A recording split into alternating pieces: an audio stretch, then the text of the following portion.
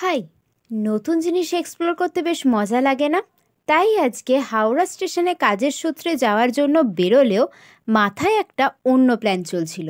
একটু new metro লাইনটা try করলে কেমন হয়? ভাবতেই এক্সাইটমেন্ট বেড়ে গেল।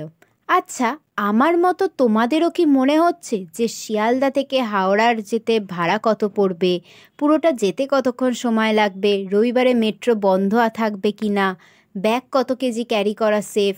আরে বুঝেছি। তাই আমিও দেরি না করে এই সকল প্রশ্নের উত্তর জানার জন্য চলে গেলাম শিয়ালদা স্টেশনে। উত্তরগুলো ভিডিওর মধ্যেই পেয়ে যাবে, তাই এন্ড অবধি দেখো, স্কিপ করো না কিন্তু।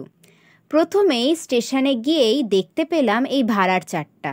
এখান থেকে সহজেই বোঝা যাবে যে কোন স্টেশনে যেতে কত ভাড়া পড়বে। তাই চটজলদি টিকিট কেটে আমি এসকেলেটর দিয়ে নেমে পড়লাম। তোমরা চাইলে লিফটে করেও নামতে পারো, এখানে লিফটের সুবিধাও আছে। আচ্ছা, তোমরা কি হাওড়া থেকে শিয়ালদা এসে ট্রেনের টিকিট কাটতে চাও?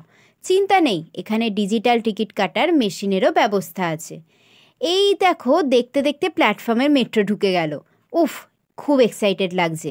বাকিদের মতন আমিও এক্সাইটমেন্টার প্রশ্ন নিয়ে উঠে পড়লাম মেট্রোতে আর যাত্রা শুরু করলাম নতুন গ্রিন লাইন দিয়ে।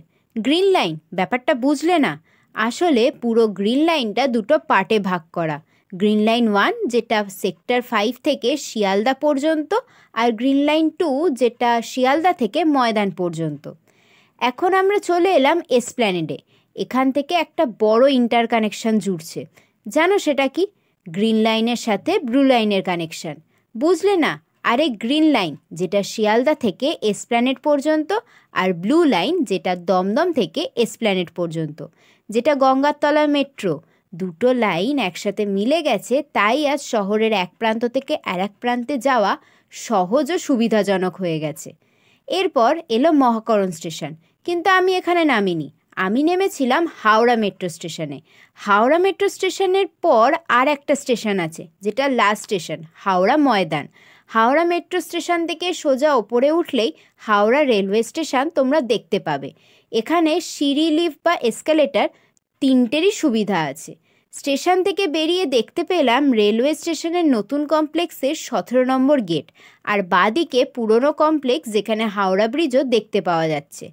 এত নতুন জিনিসের মধ্যে ভুলেই গেছিলাম কাজের কথা। তাই ঝটপট কাজ সেরে আমি আবার চলে এলাম মেট্রো স্টেশনে।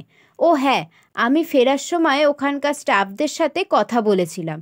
ওরা বলেছে লাগেজ ক্যাপাসিটির জন্য ফিউচার মেশিন বসানো হবে।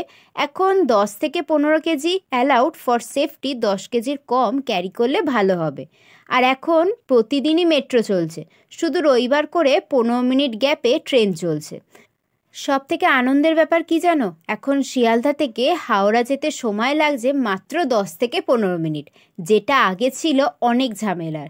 সো কমেন্টে জানাতে ভুলো না কিন্তু তোমরা কারা কারা নিউ লাইনের মেট্রো চড়েছো বা চড়তে চলেছো, এবং কেমন লেগেছে তোমাদের। টাটা।